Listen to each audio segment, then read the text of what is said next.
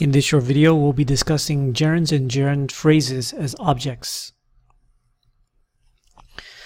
So gerunds and gerund phrases can be used as objects in a sentence, just like any other noun.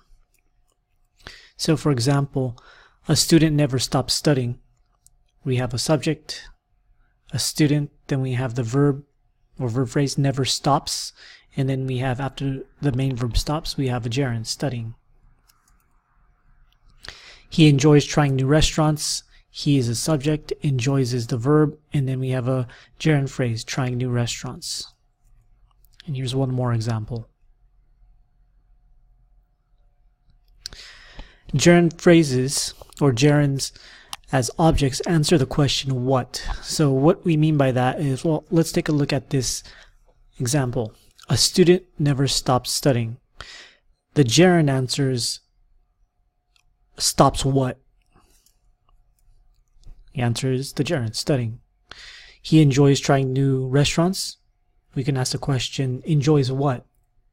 And the answer to that question is the gerund phrase, trying new restaurants.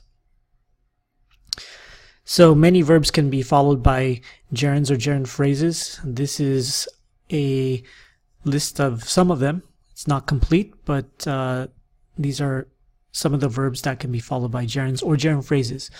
There's no reason to memorize these. It's probably impossible to memorize them. Just know that a list like this does exist. And that's just a little bit about gerunds and gerund phrases as objects.